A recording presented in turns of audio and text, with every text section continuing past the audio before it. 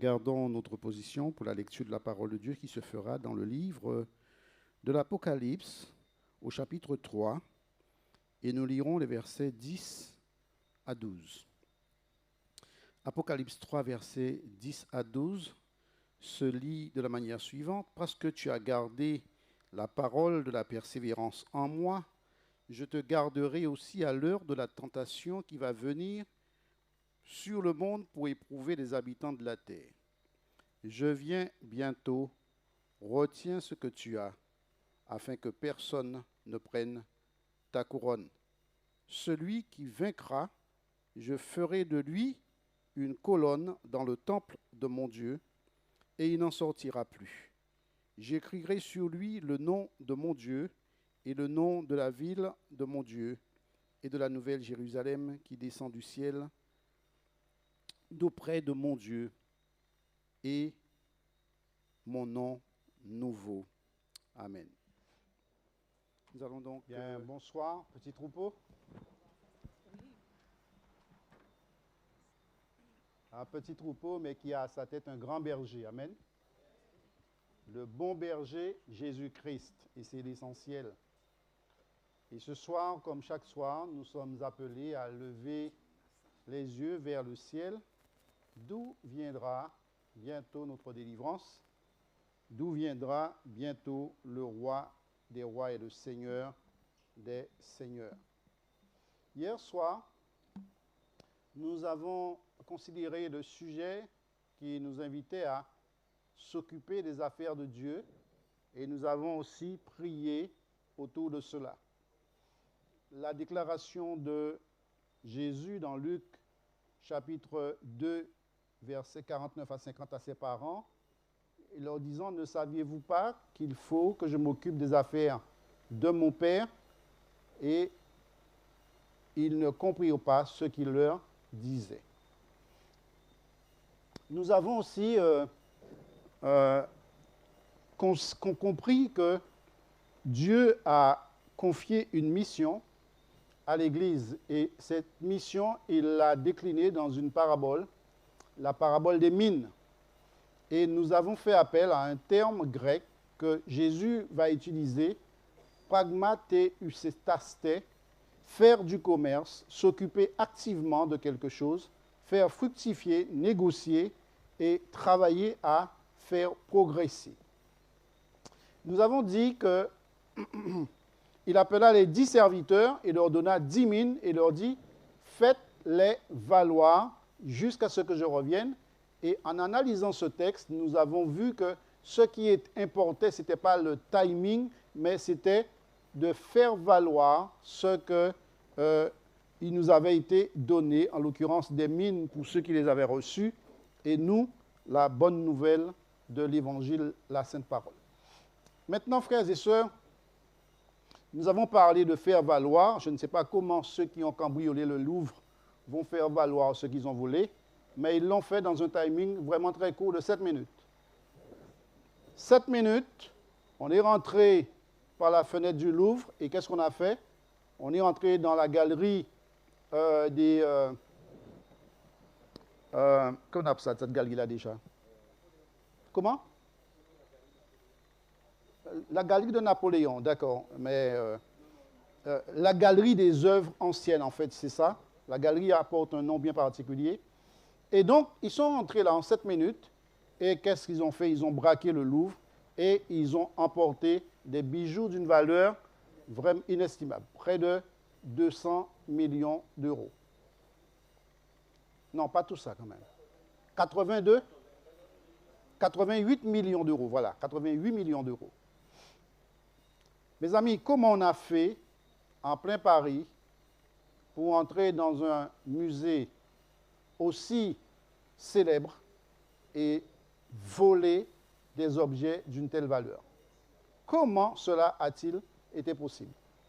Certainement, je me dis, et je ne suis pas le seul, c'est qu'il y avait une faille au niveau de la sécurité. C'est ça? Il y avait certainement une grosse faille au niveau de la sécurité et je pense que des mesures seront prises pour réparer cela. Maintenant, que fait-on Quel est le rôle des cadenas? Quel est le rôle d'un cadenas? Dites-moi. Vous avez déjà utilisé un cadenas? Donc le cadenas sert à sécuriser. D'accord? Quelque chose qui a beaucoup de valeur. D'accord? OK. D'une manière générale, on ferme les maisons. Lorsque vous êtes parti ce soir, vous avez fermé vos maisons à clé, pas vrai? Les voitures sont verrouillées. Oui ou non? D'accord. On dépose notre argent à la banque parce qu'on ne veut pas qu'on vole notre argent, notre or. OK? On met des documents importants en lieu sûr. On tient les enfants à l'écart des dangers. Mais pourquoi on fait tout cela? Pourquoi fait-on tout cela? Pourquoi ferme-t-on les maisons à clé? Bertrand, pourquoi tu as fermé la maison à clé ce soir? Hein? Il faut fermer, d'accord. Alors, comme il faut fermer, tu fermes. Mais s'il ne fallait pas fermer, tu n'aurais pas fermé. D'accord. Ronnie, pourquoi tu as fermé ta voiture à clé? Oui. C'est pour que les voleurs ne viennent pas. Oui.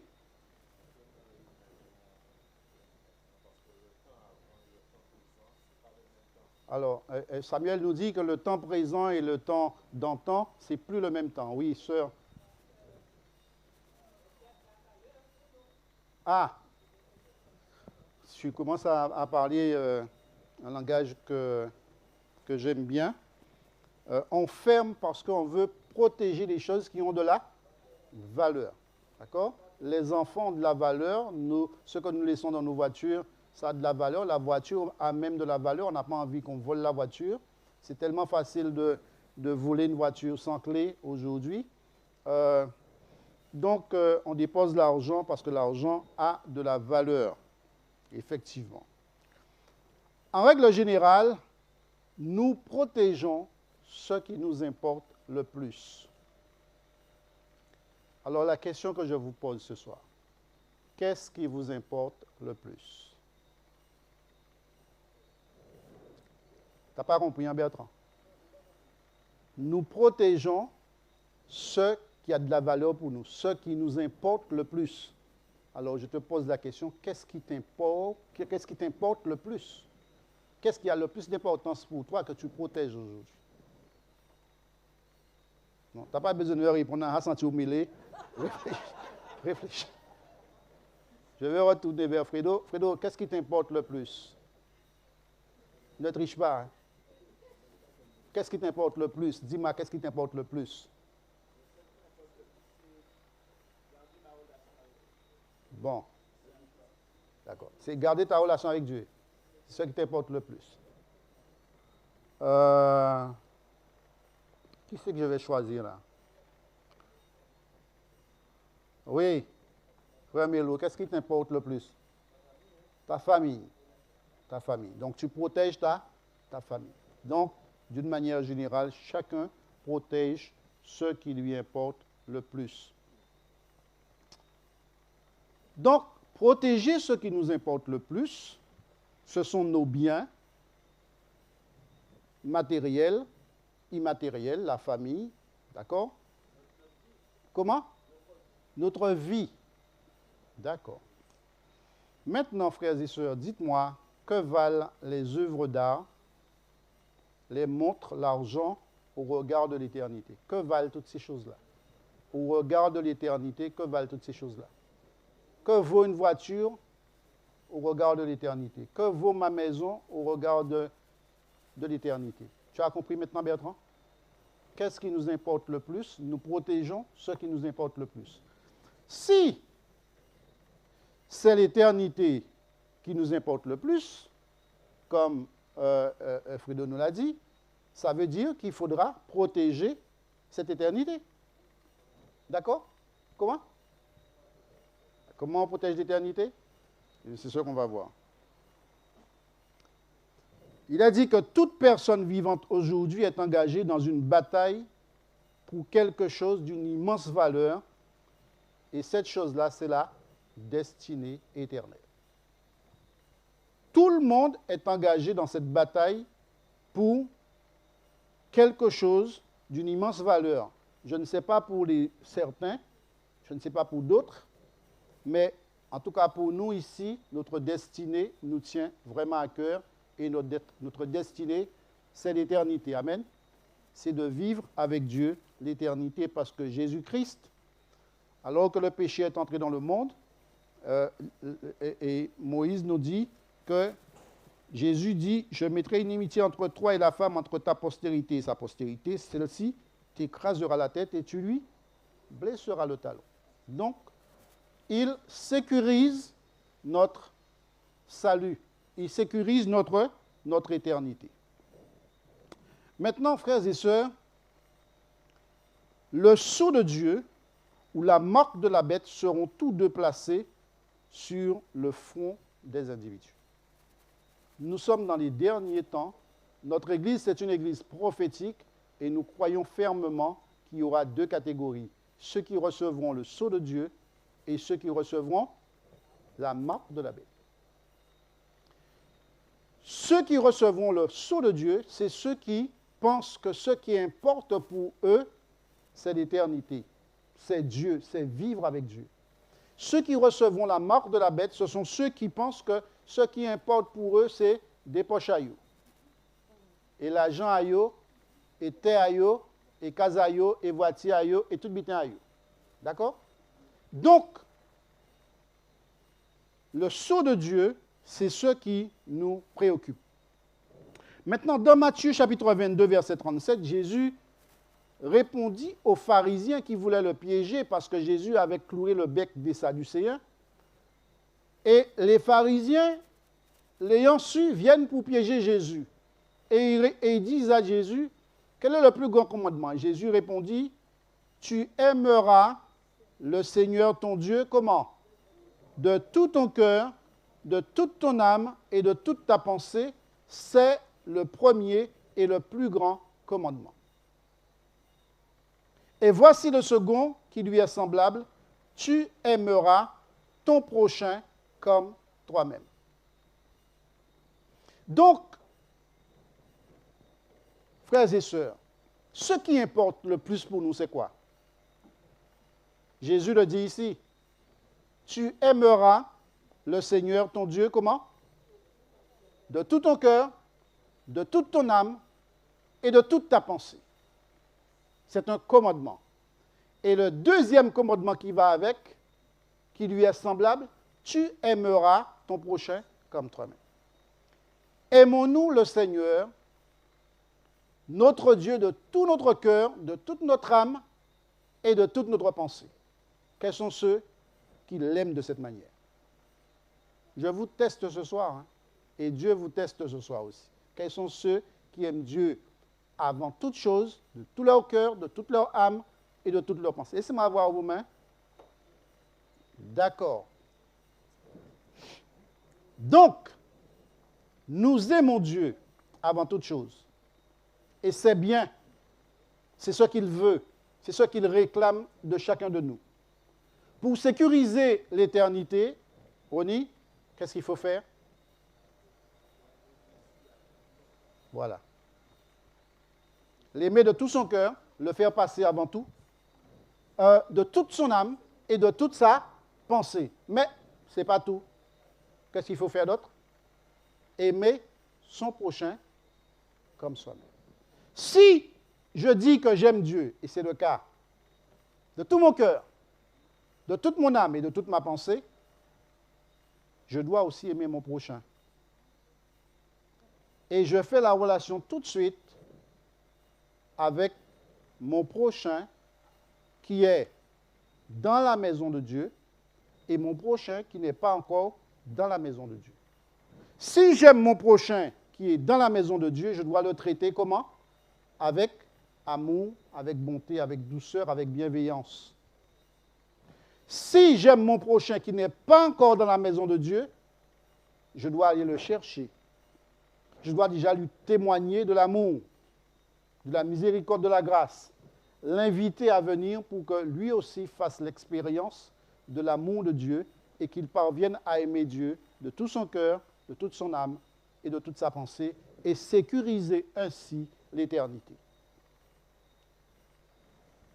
Par conséquent, il y a un travail pour nous à faire. Dans Apocalypse 12, verset 17, et ça c'est très important, le dragon fut irrité contre qui? La femme. Et il s'en alla faire la guerre aux saints, à ceux, au reste, il s'en alla faire la guerre au reste de sa postérité, et à ceux qui gardent les commandements de Dieu et qui ont quoi? Le témoignage de Jésus. Le commandement de Dieu que nous venons de voir, le plus grand commandement et celui qui lui est semblable, c'est quoi? C'est d'aimer Dieu de tout notre cœur, de toute notre âme et de toute notre pensée et notre prochain comme nous-mêmes.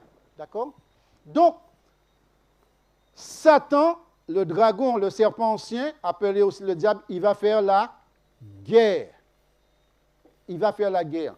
Il va déployer son échelle, casser une fenêtre pour entrer et voler ce qu'il y a dans notre cœur. Voler ce qu'il y a de plus précieux. Et ce qu'il y a de plus précieux, c'est l'amour que nous avons pour Dieu. Il va faire la guerre. Remarquez bien à qui il va faire la guerre. Il s'en alla faire la guerre. Il fut irrité contre qui? Contre la femme. La femme, c'est qui en fait? D'accord. L'Église, c'est qui? C'est toi, c'est moi, c'est nous. D'accord? Au fond de nous, Dieu a placé son amour. Un amour qu'on ne peut pas mesurer. On dit que c'est un amour incommensurable. L'amour de Dieu est profond et large. On ne peut pas toucher les extrémités. L'amour de Dieu est infini. Satan veut rentrer et cambrioler cet amour, l'enlever. Pas pour qu'il aille le vendre, le distribuer, l'amour, c'est pour, justement, qu'il n'en ait pas en nous, qu'il n'y en ait pas en nous, qu'il n'y en ait en personne. Et en fait, remplacer ça par une certaine animosité. Vous pensez que ceux qui sont les gardiens du Louvre et des objets d'art, c'est avec plaisir qu'ils ont accepté cette nouvelle? Qu'est-ce qui s'est passé en eux? Quel sentiment est né en eux quand on vole des objets d'une si grande valeur? D'accord? Eh bien, si on attrape ceux qui ont fait ça, qu'est-ce qu'on aurait voulu qu'on fasse d'eux? Hein? Qu'est-ce qu'on aurait voulu? Qu'ils soient punis et qu'ils soient punis au degré le plus élevé, n'est-ce pas? C'est ça. Donc, au lieu d'avoir un sentiment d'amour, de grâce pour eux, pourquoi ils n'auraient pas un sentiment de grâce et de miséricorde parce qu'ils ont volé? Non, il y a un sentiment comment dirais-je, de haine, un sentiment de vouloir se venger de ce qu'ils ont fait. Eh bien, Satan, il enlève l'amour et il le remplace par autre chose. Donc, il est irrité contre l'Église et il s'en aura fait la guerre à chacun de nous, au reste de sa postérité, à ceux qui gardent les commandements de Dieu, qui aiment Dieu de tout leur cœur, de toute leur âme et de toute leur pensée, et qui ont le témoignage de Jésus. Frères et sœurs, Dieu nous appelle à protéger ce qui nous importe le plus. Apocalypse 3 que nous venons de lire dit quoi? Parce que tu as gardé la parole de la persévérance qui est en moi, je te garderai aussi à l'heure de la tentation qui va venir sur le monde entier pour éprouver les habitants de la terre. Jésus dit quoi? Je viens bientôt. Et il dit autre chose. Retiens ce que tu as. Qu'avons-nous que nous devons retenir? Qu'avons-nous reçu de Dieu que nous devons retenir? Parce qu'il a dit, afin que personne ne prenne ta couronne. C'est-à-dire qu'il y a quelqu'un qui veut prendre la couronne. Celui qui est irrité, comme un lion rugissant, qui veut venir et cambrioler cette couronne, pas celle de Napoléon, ou des reines et ceux qui ont succédé, mais la couronne de justice que nous donne Jésus-Christ. Je viens bientôt, retiens ce que tu as, protège ce que tu as. Ce qui importe le plus, c'est la couronne que Jésus-Christ nous a donnée par son sang qu'il a versé pour nous, frères et sœurs. Amen. Jésus qui parle ici dit, retiens cela, protège ça, précieusement.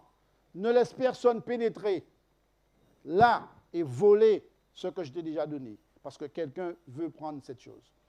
Il continue et dit, celui qui vaincra, je ferai de lui une colonne, dans le temple de mon Dieu, et il n'en sortira plus. C'est ce qui importe. Que nous entrions dans la cité de Dieu et que nous n'en sortions plus. J'écrirai sur lui le nom de mon Dieu et le nom de la ville de mon Dieu, la nouvelle Jérusalem. C'est ce qui importe, frères et sœurs, que nous puissions porter ce nom. À ceux qui ont cru et à ceux qui l'ont reçu, Jésus-Christ leur a donné le pouvoir de devenir enfants de Dieu, et c'est ce que nous sommes. C'est ce que nous avons de plus précieux, le nom d'enfant de Dieu que nous a donné Jésus-Christ par son sang qu'il a versé pour nous. La nouvelle Jérusalem qui descend du ciel de près de Dieu est mon nom nouveau. Je ne m'appellerai plus l'ancien. Tu ne t'appelleras plus Éponde. Tu ne t'appelleras plus Radégonde. Tu ne t'appelleras plus Migerel. Tu ne t'appelleras plus Vosges ou Songeon ou que sais-je. Nous porterons un nom nouveau au nom de Jésus-Christ. Frères et sœurs, c'est ce que nous avons de plus précieux. Nous avons des maisons, oui, nous devons les sécuriser.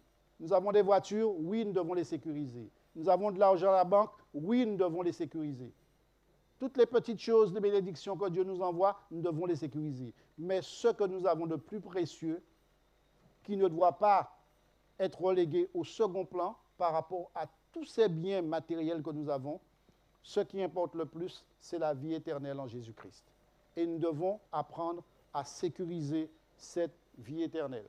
Retiens ce que tu as afin que personne ne prenne ta couronne. Que faisons-nous, frères et sœurs, pour protéger notre esprit, notre cœur et notre famille au milieu d'une attaque aussi généralisée? Que faisons-nous? Que faisons-nous? C'est à chacun de répondre à la question, c'est ça? Que fais-je pour protéger mon esprit, mon cœur, ma famille au milieu d'une attaque aussi généralisée? Parce que Dieu ne vient pas seulement pour moi, mais il vient aussi pour ma famille. Il vient pour prendre mes enfants, il vient pour prendre mon conjoint, il vient pour prendre la famille, il vient pour prendre ses enfants. Et c'est ce que nous avons de plus précieux. Nous devons protéger cela.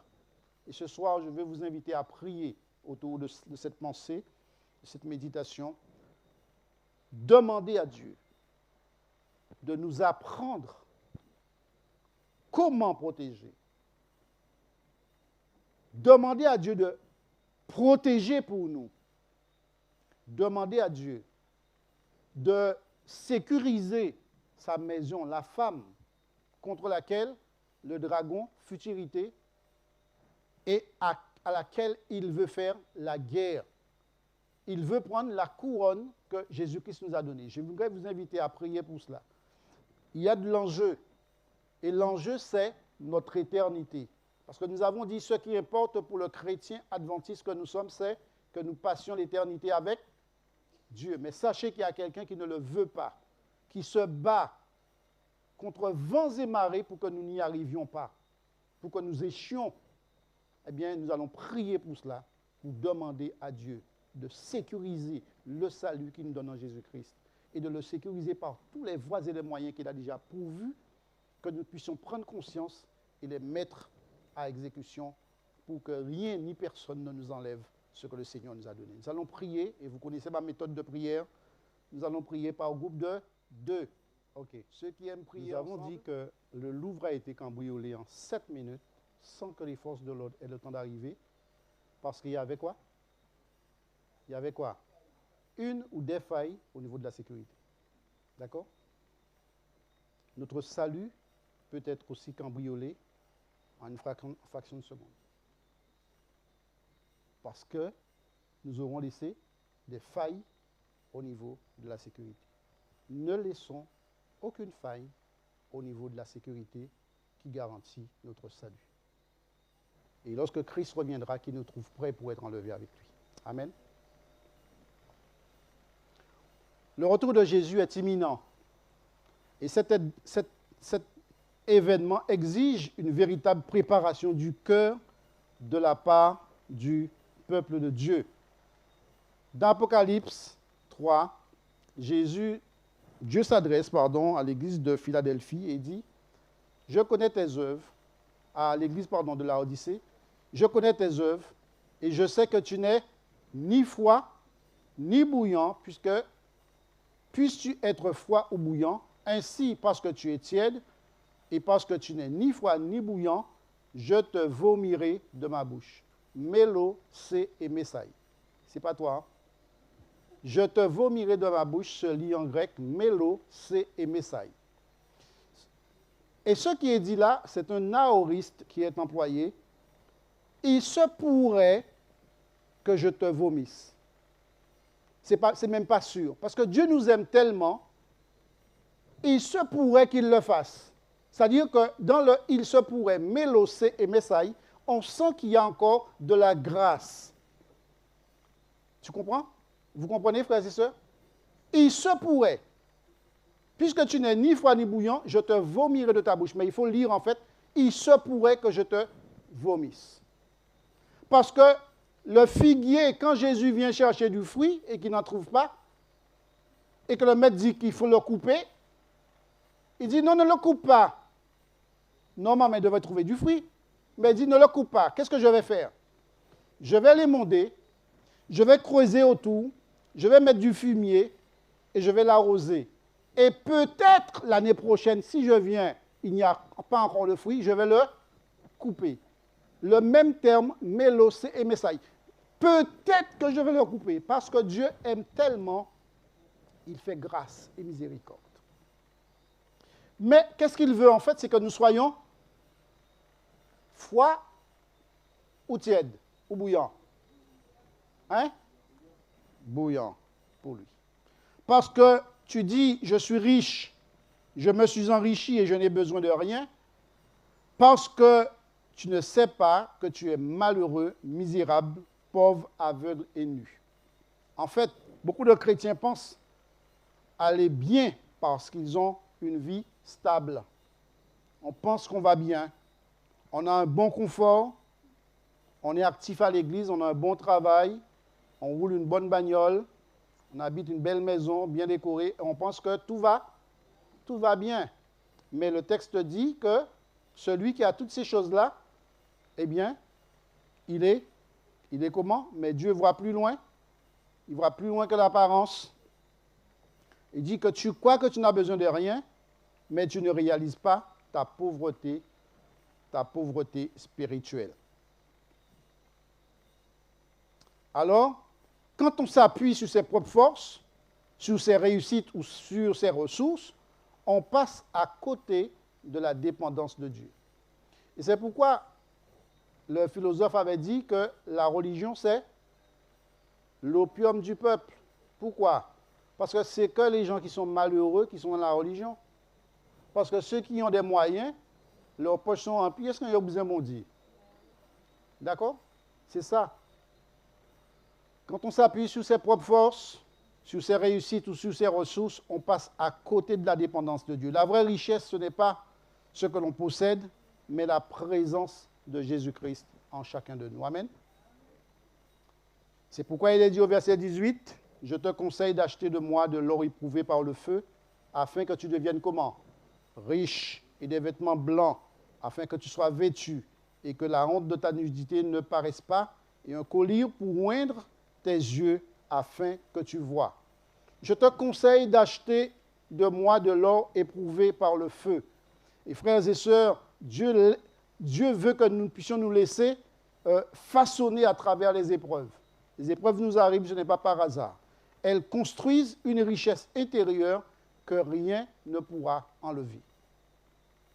J'ai écouté l'expérience d'un couple ce soir en venant ici, mais ce sont des histoires à tenir debout. Mais quand on passe par de telles épreuves, on reste debout dans la nuit. Parce qu'on sait que les épreuves nous ont fortifiés, les épreuves nous rendent encore beaucoup plus forts et augmentent notre foi. Des vêtements blancs afin que tu sois vêtu et que la honte de ta nudité ne paraisse pas. C'est-à-dire que Dieu nous appelle ici à ne rien lui cacher, de nous laisser découvrir, ou du moins de nous laisser couvrir par sa grâce, et de choisir de vivre une vie intègre.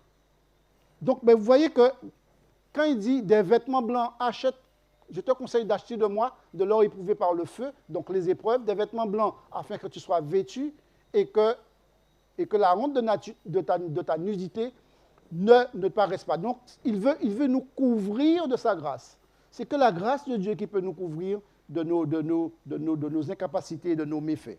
Et un collier pour oindre tes yeux afin que tu vois, c'est-à-dire la capacité de voir les choses comme Dieu les voit. Parce que nous avons l'aptitude, la capacité de voir les choses à notre manière. Nous percevons les choses à notre manière, mais qu'est-ce que Dieu veut? Il veut que nous puissions avoir ce collier pour que nous puissions désormais voir les choses comme il voit les choses. Et je peux vous dire que ça fait une différence de voir les choses comme Dieu voit que comme moi, je vois, comme j'ai envie de voir. C'est pourquoi, suivons le conseil d'acheter de l'or éprouvé, des vêtements blancs, afin que nous soyons vêtus, et un collier pour oindre nos yeux. Je voudrais vous inviter à un deuxième temps de prière. D'accord? Et juste avant, nous prions pour eux, prions pour ces brebis, prions aussi pour que nous soyons, comme la parole de Dieu nous le demande, que nous puissions acheter de l'or éprouvé par le feu, des vêtements blancs afin que nous soyons vêtus, et un collier pour oindre les yeux, pour que nous puissions avoir la même vision que Dieu.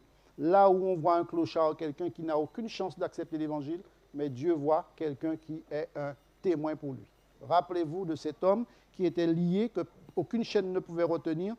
Il était possédé de plusieurs démons, mais Jésus a vu en lui un témoin. D'accord? La prostituée, Jésus a vu en elle et a fait d'elle le premier témoin de sa résurrection. Donc, que Dieu nous donne la vision, sa vision. N'ayons pas peur, quelle que soit la personne, allons et annonçons-lui la bonne nouvelle de l'Évangile. Nous prions pour cela, par groupe de deux. Tandis que nous terminons, je vous invite à protéger ce qui a le plus de valeur pour vous, ce qui a le plus de valeur pour nous, ce qui a le plus de valeur pour l'Église. Et nous avons dit que ce qui a le plus de valeur pour chacun de nous ici, c'est quoi? Notre destinée éternelle, la vie éternelle. Je viens bientôt. Retiens ce que tu as afin que personne ne prenne ta couronne. Nous l'avons déjà, cette couronne. Je ne sais combien de diamants qu'il y a dessus. Je ne sais combien de pierres précieuses qu'il y a dessus. Je ne connais pas sa valeur. Mais ce que je sais, c'est que Jésus a versé son sang. Et le sang de Christ n'a pas de prix. Donc, retenons fermement cette couronne afin que personne ne la prenne. Que Dieu nous bénisse tous.